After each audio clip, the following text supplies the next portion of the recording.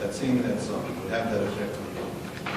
You knew there was the possibility that singing that song would lead to people killing others.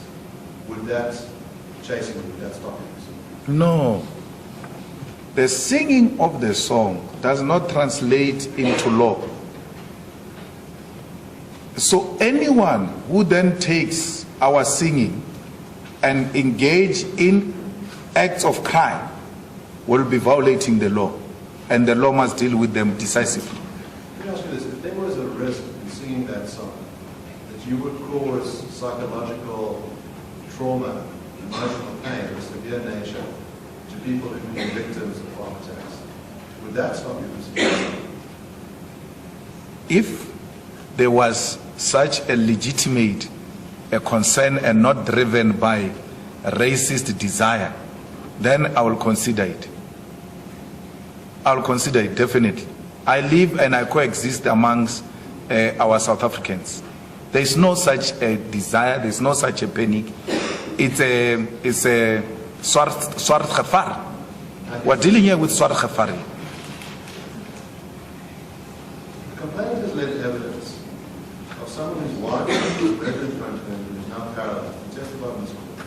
He said whenever he hears that song, it brings back the memory of that day. He probably gets tears in this court. That is trauma.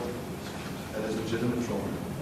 Is your claim, would that trauma, that evidence motivate you to stop singing the song? No. You say nothing about the trauma of black people that I spoke about here. And then you want to individualize the revolution. You are individualizing the whole thing. It can't be. So that individual case would not be. No, I'm not moved, Shem. With people who are just fundraised in the farms, come, and then coached to come here and say wrong things. When they attacked, they were not singing the song.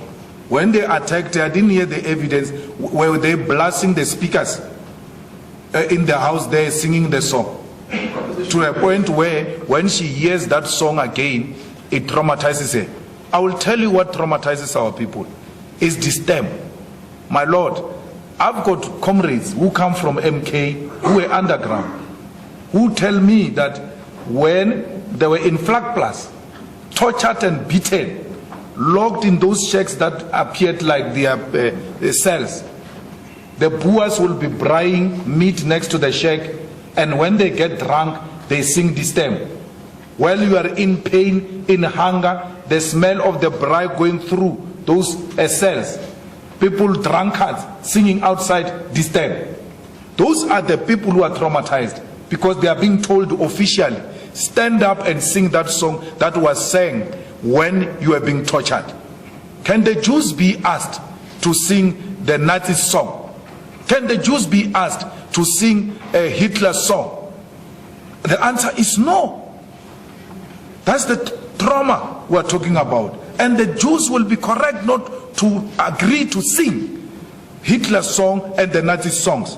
But here in South Africa, we are made to sing the distemper. Here in South Africa, Roots still raises the apartheid flag.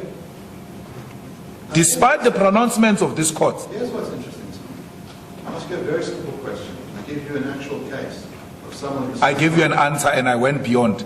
Yes. You got what you wanted, but I'm also saying what I want to say. I'd like to finish asking you a Yes. question.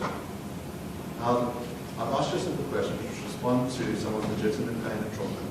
Your response is to say, I'm not moved by that. I think that person was coached. And then to change topic entirely and say, but my pain, distemper, the national anthem, to say that, in other words, in 1994 it was agreed that we would have reconciliation and we would heal the nation, that the national anthem contains many different languages in it. You want to denounce that, and you want to use this as a platform to denounce the national anthem. But you will not respond to legitimate pain of someone who's been traumatized by hearing you chant, kill the Boer, kill the farmer. You want to change the topic.